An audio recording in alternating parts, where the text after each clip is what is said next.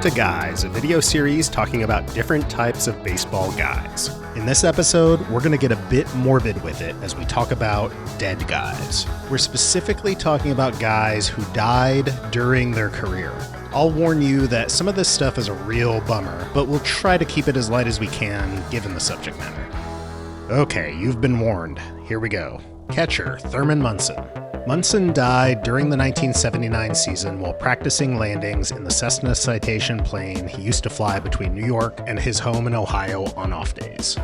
I always thought that Munson was in the Hall of Fame, but he's actually not, which is a bit weird. His numbers as is are borderline Hall of Fame level for a catcher, and he played in New York, won 2 World Series and an MVP, and had his career cut short by tragedy. You'd think he would have been voted right in. Looking at his career, he's 15th in WAR all-time for catchers and 12th in JAWS, which averages in a player's 7-year peak. Munson was 32 at the time of his death, and catchers have a tendency to regress pretty rapidly around that age. And Munson was already regressing a bit in 78 and 79. Very few of the guys on this list above Munson even stuck at catcher after their age 32 season, and most of their stats fell off in a hurry.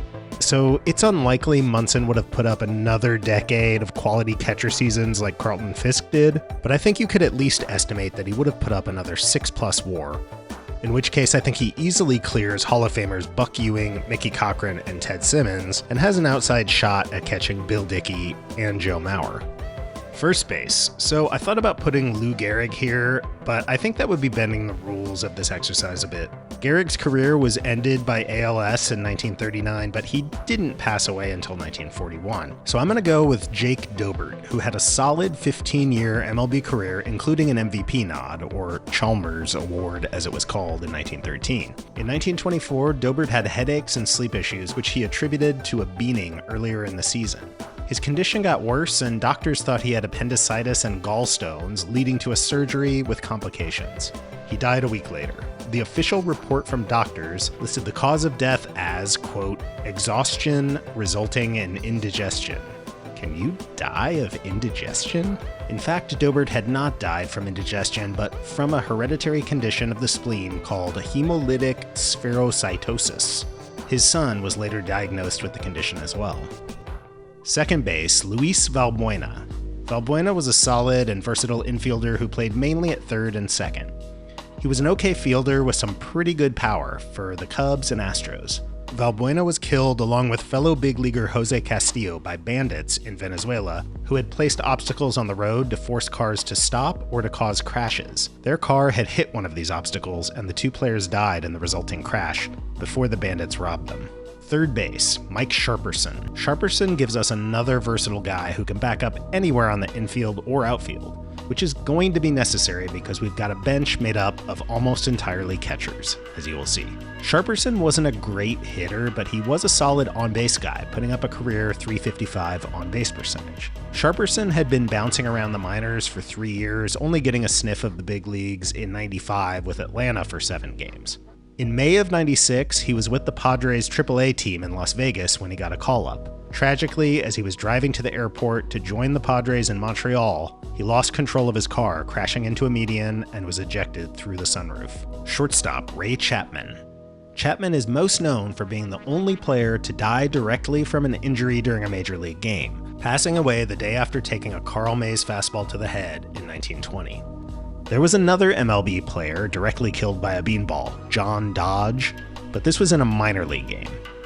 There was also Jim Rogers, who in 1900 died from a brain injury sustained on a hit by pitch some years earlier. But anyway, while Chapman is known for his tragic death, he should also be known for his excellent play. He was a solid hitting shortstop with good plate discipline and base running skills. Left field, Ed Delahanty. Big Ed Delahanty gives us our first Hall of Famer on this team.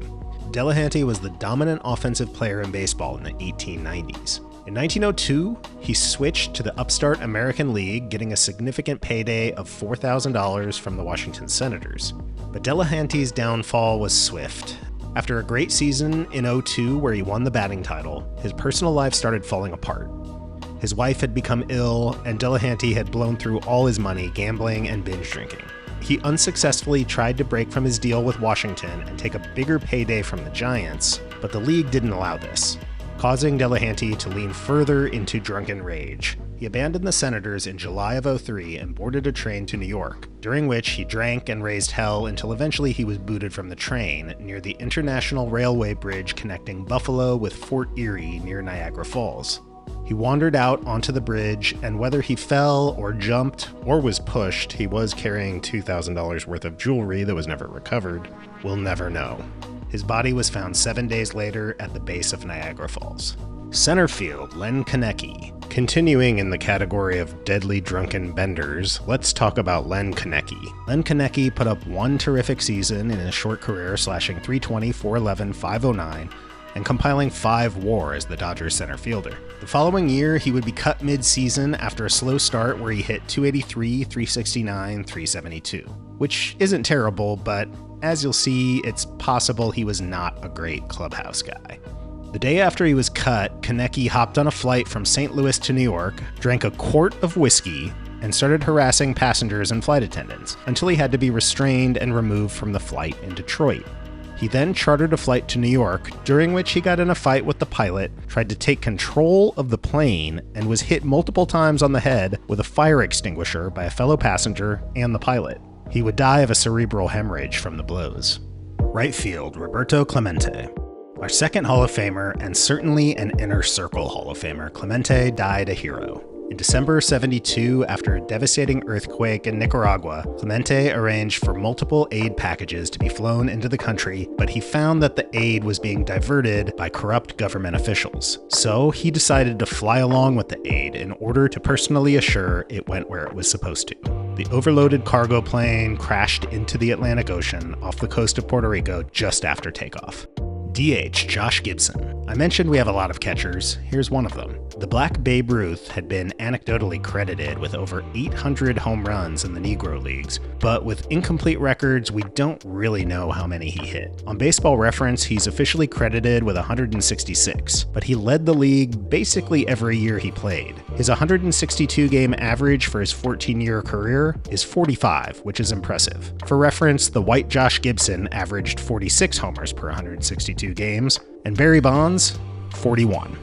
Prior to the 1943 season, Gibson fell into a coma and was diagnosed with a brain tumor. He refused surgery and then went out and slashed an insane .466, .560, .867 while driving in 109 runs in only 69 games after being in a coma. What the hell? Gibson lived the rest of his life with horrible recurring headaches and died of a stroke at age 35, less than 3 months before Jackie Robinson would break the color barrier. Had he lived, Gibson would have almost certainly had a late career run in the majors. As it is, he's got to be the best hitter to never play in MLB. Maybe Sadaharu O has an argument as well.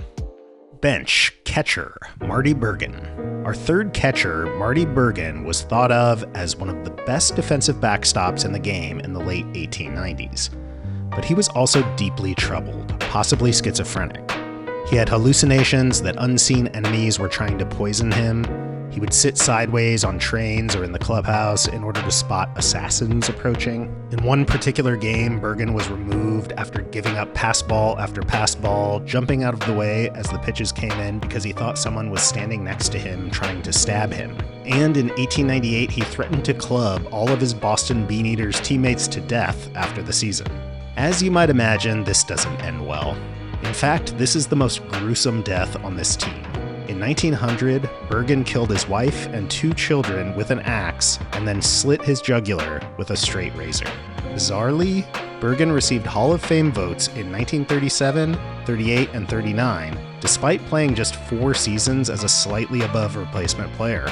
Just some fans of murder-suicide out there in the BBWAA, I guess. Let's stay at catcher and go with another disturbed backstop in Willard Hershberger. This one's incredibly sad.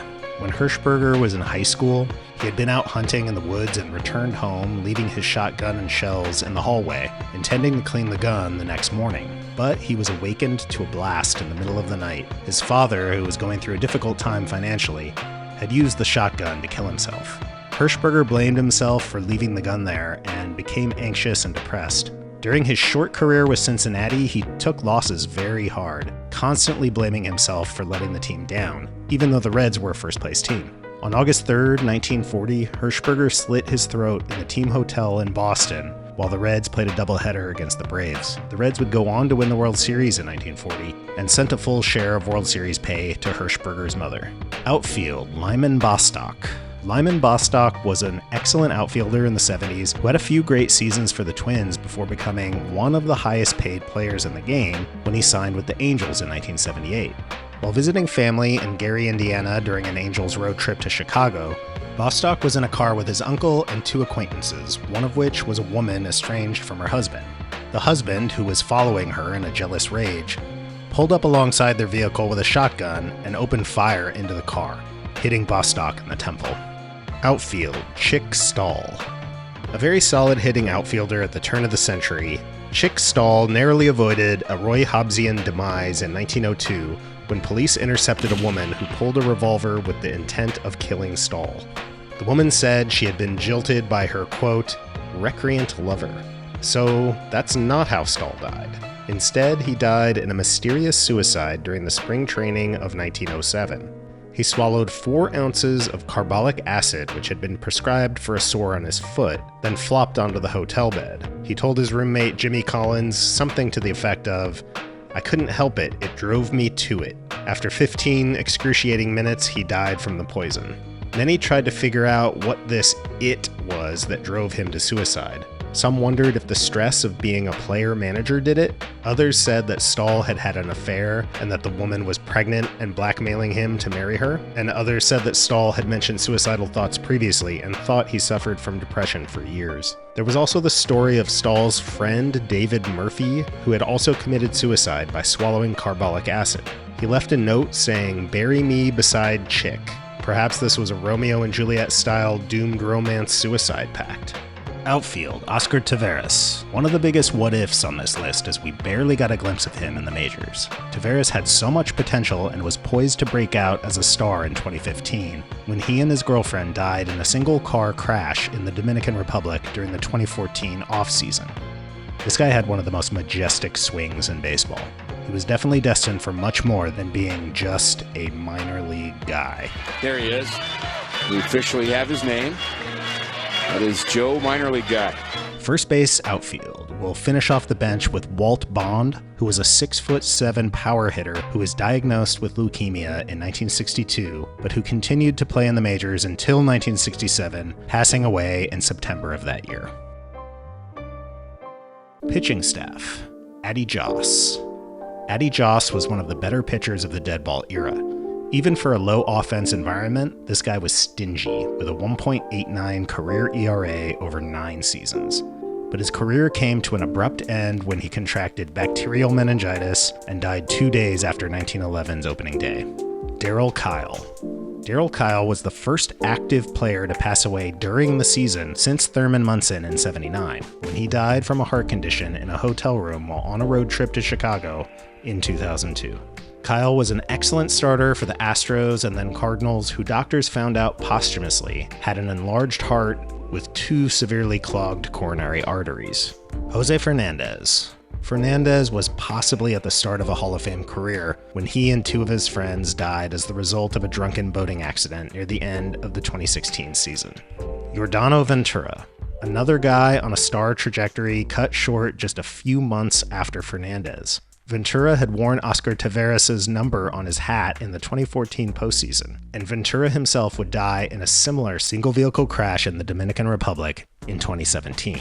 Weirdly enough, his Winter League teammate and fellow Major Leaguer Andy Marte died on the same day in a separate single-vehicle crash.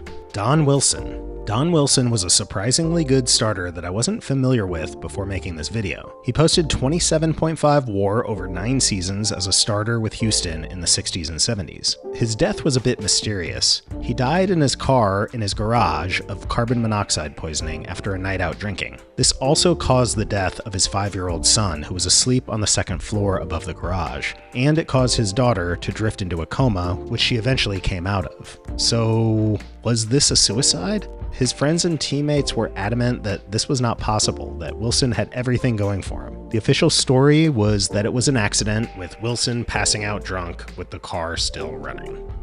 Bullpen. Big Ed Morris. Our second Big Ed Morris was a solid swingman for the Red Sox in the late 20s and early 30s who was murdered at his own going-away party.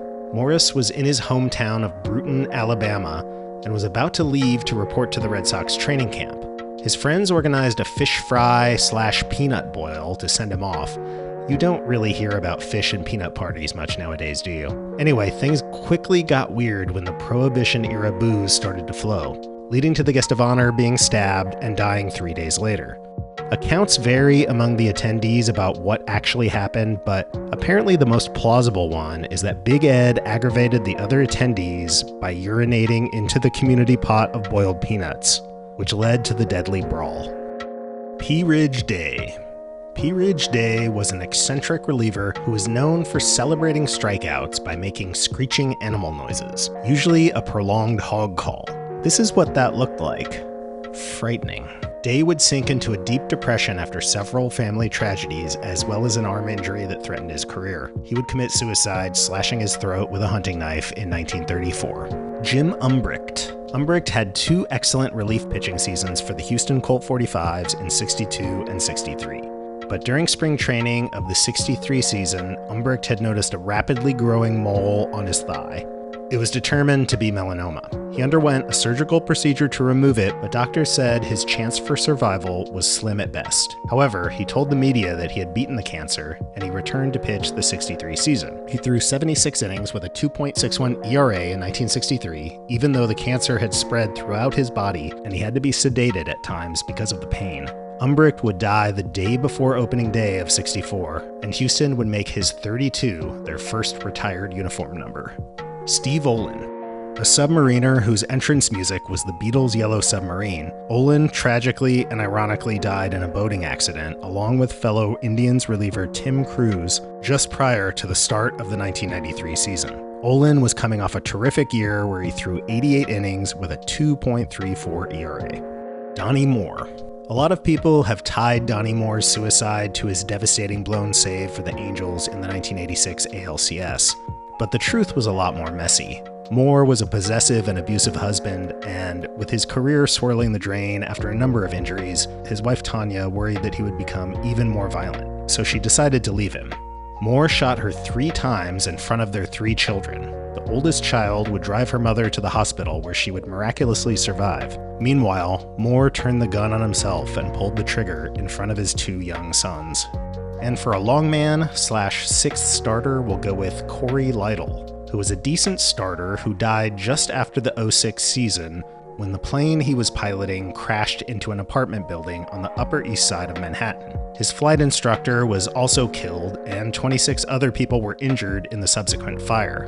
This was soon enough after 9/11 to understandably freak people out, and in fact, NORAD scrambled jets over several US and Canadian cities. So there we go. This is a pretty good team of dead guys. Thanks for watching, and let us know in the comments who you think we left off of this team.